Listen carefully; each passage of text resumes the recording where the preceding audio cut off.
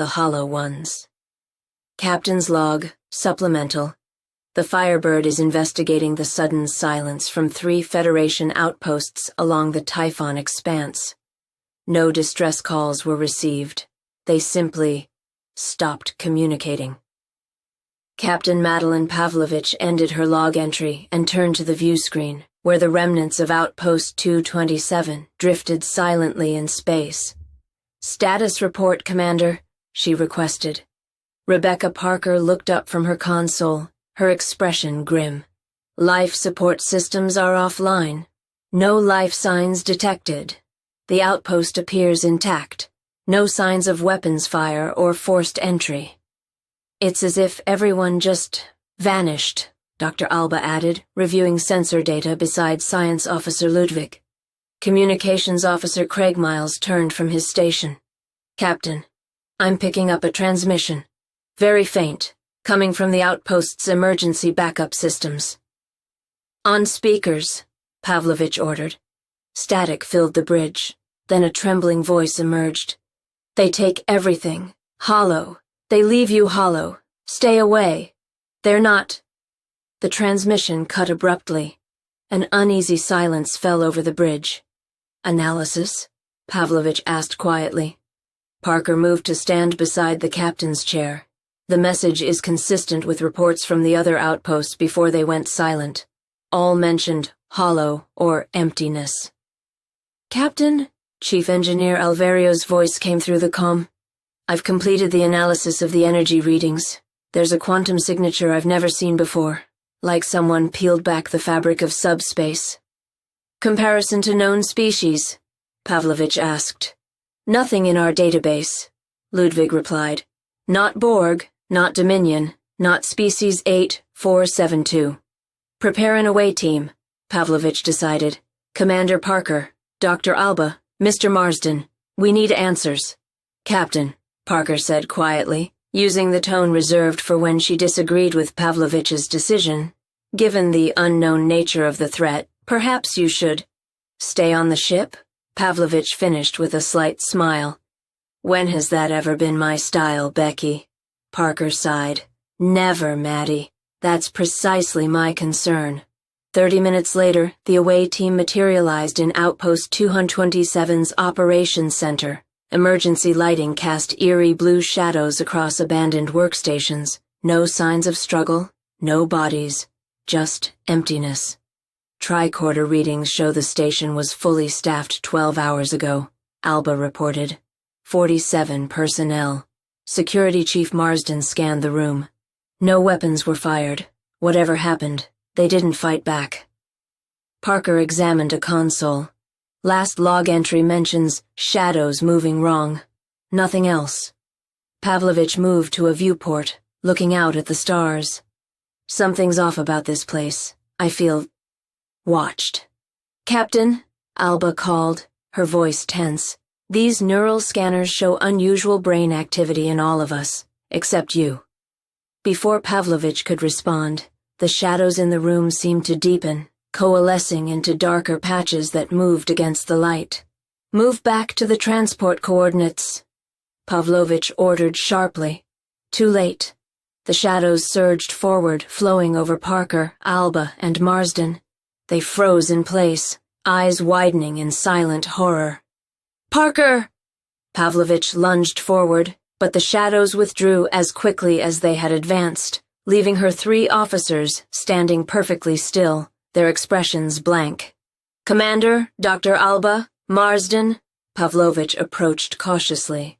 Parker turned slowly toward her, movements mechanical.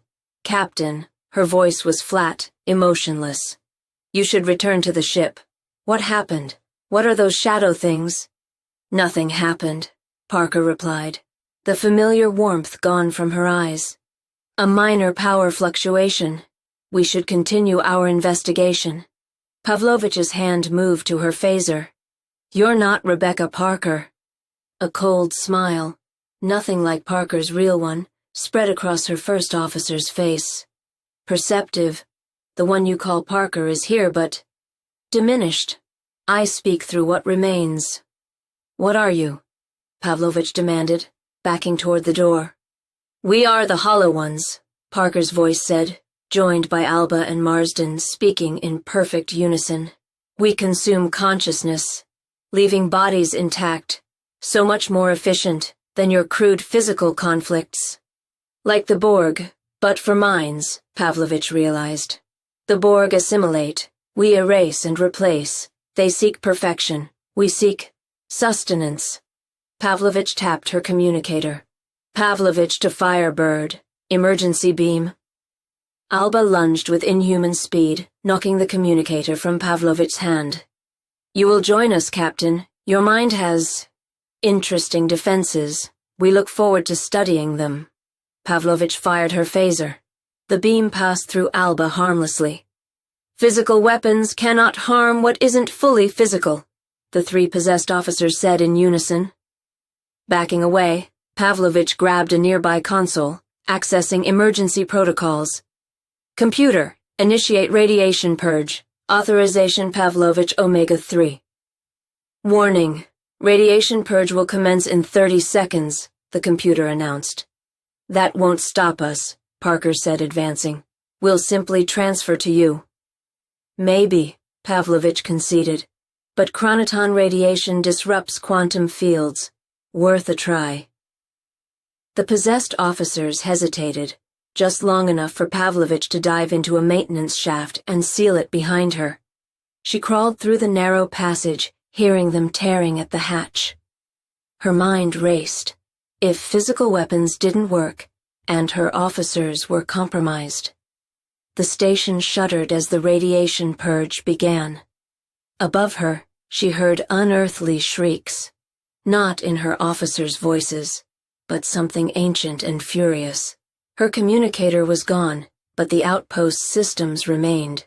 Reaching a junction box, she rerouted power to create a subspace beacon with a simple message.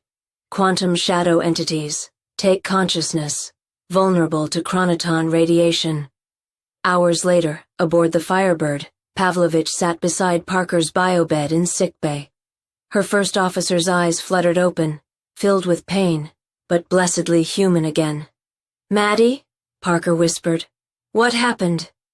"You went hollow for a while," Pavlovich replied softly, "but we got you back." "The Hollow Ones," Parker remembered, shuddering. "They're still out there." Pavlovich nodded grimly. "Yes, but now we know how to fight them, and Starfleet is deploying chronoton field generators to every outpost in the sector." "They're worse than the Borg," Parker said, her voice haunted. "The Borg at least leave your consciousness intact. These things, they consume what makes you you." "Rest now," Pavlovich said, squeezing her friend's hand. "We'll face them together next time." As Parker drifted back to sleep, Pavlovich moved to the sickbay window, staring out at the stars. Somewhere out there, the Hollow Ones were regrouping, adapting, and she couldn't shake the feeling that this was just the beginning. After all, shadows were everywhere.